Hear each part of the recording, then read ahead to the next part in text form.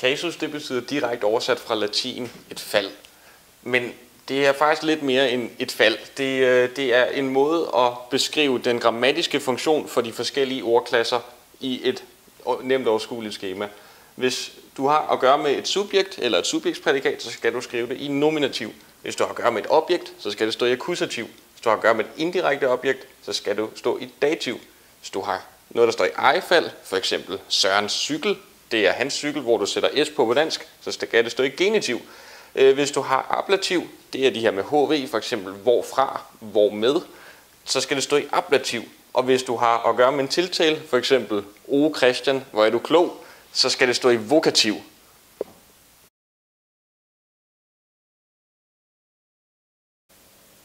Vi har også Casus på dansk. Vi bruger det hver dag, uden at tænke over det. Fordi det er vores modersmål, så kommer det naturligt til os. På dansk der har vi 2 Casus, når vi snakker om substantiver, altså nominativ og genitiv. Og vi har 3, når vi snakker om personlige pronomener. Akkusativ, genitiv og nominativ. Det vil jeg så vise ved at analysere denne sætning. Han elsker hende for hendes udseende. Der elsker altså verbalet. Han er så subjekt, og så er det så nexus til sammen. Så har vi objektet, og så genitiv. Så han, det er så nominativ. Altså fordi at det han er subjekt, så skal det jo så stå i nominativ. Hende, fordi at det er objekt, så skal det stå i akkusativ. Og fordi at hendes er ejefald, så står det i genitiv.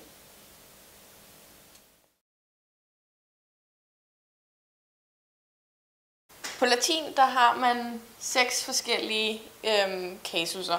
Den her bruger man ikke så meget, den hedder vokativ, og man bruger den ikke så meget, fordi det er, når man tiltaler nogen, for eksempel O Christian.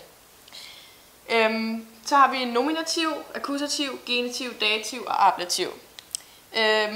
Med for eksempel genitiv, der på dansk, der sætter vi bare et s bag på substantivet, men her i latin, der sætter man, der bøjer man det sådan her, og så sætter man det bag ved det substantiv, det tilhører. For eksempel urbs reginae, dronningens by, der står byen før dronningen.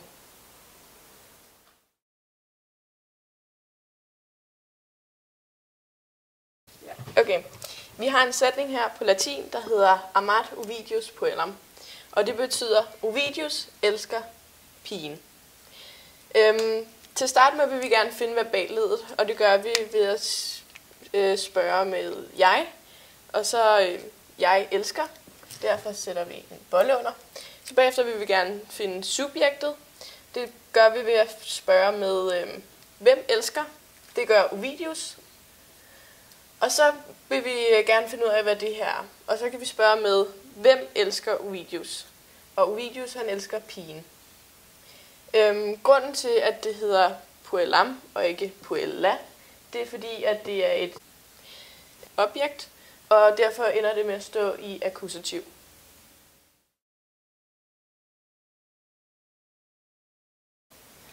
På tysk har man 4 casus'er. Man har nominativ, akkusativ, genitiv og dativ. Og så har man også 3 køn. Maskulinum, femininum og neutrum. Og så har man pluralis, som er flertal. Så man bøjer dem efter, hvad for et casus artiklen skal være i. Det her er den bestemte artikel. Så nominativ er for eksempel der, de, der, altså de. Så det er sådan, man bøjer dem.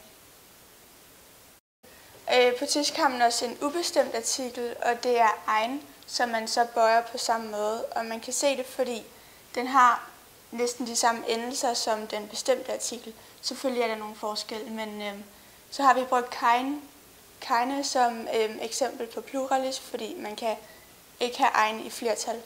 Men ellers så bøjes det på samme måde som den bestemte artikel.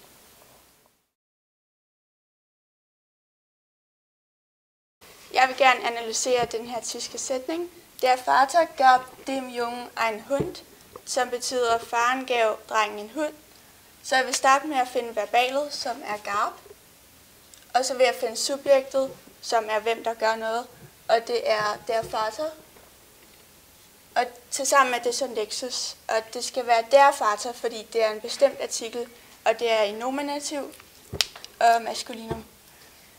Og så vil jeg godt finde ud af, hvad faren giver, og det er en hund.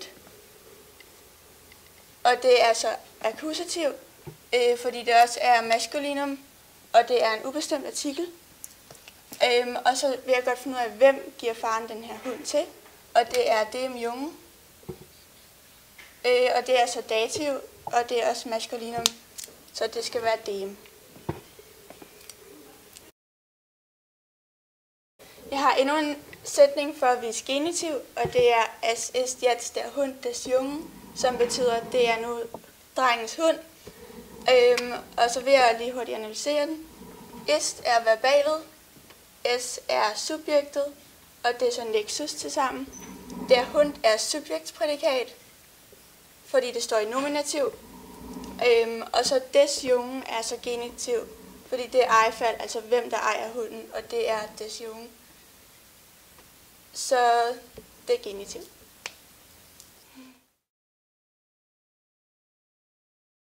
Præpositioner er kort sagt alle de begreber, man kan sætte i forhold til f.eks. en kasse. Den kan være i kassen, oven på kassen, under kassen, ved siden af kassen. På dansk kalder vi præpositioner på forholdsord. Og de her forholdsord er noget, man kan sætte i forhold mellem ting, eller mennesker, eller tidspunkter.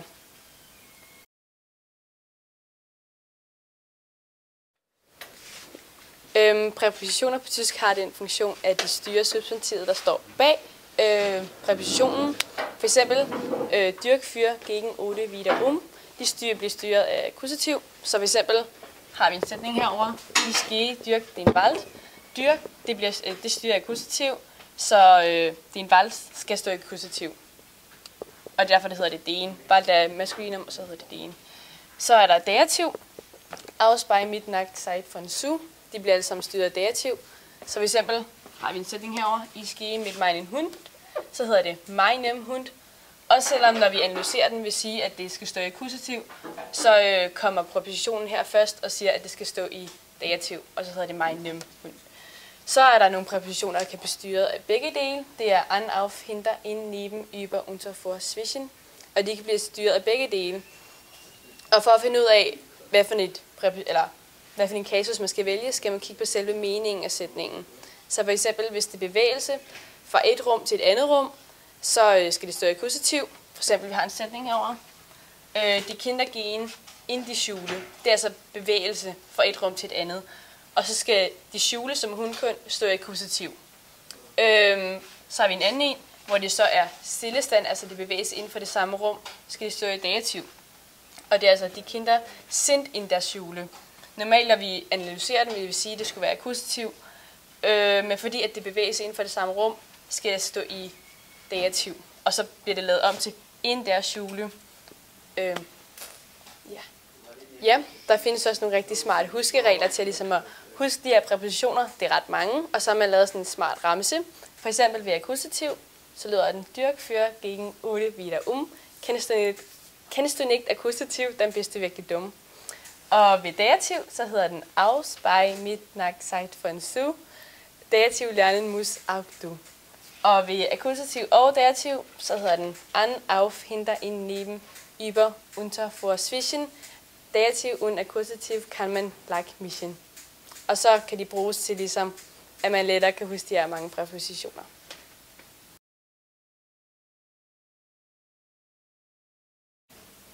På latin, der har præpositionerne stort set den samme funktion som på tysk. Dog med den ændring, at vi nu har at gøre med akkusativ og ablativ i stedet for akkusativ og dativ. Her har vi et kort udsnit af de præpositioner, som styrer. Der har vi blandt andet under akkusativ ad, adversus, ante, apud, kirka, kirkum og kontra. Og under ablativ har vi ab, absk, coram, cum, di, ex og prae. Og så har vi under den her kategori akkusativ og ablativ ind, sub, super. Og ligesom på tysk gælder det, at under akkusativ / ablativ, så er det den, der har bevægelse, der styrer akkusativ, og den, der har stillstand, der styrer ablativ.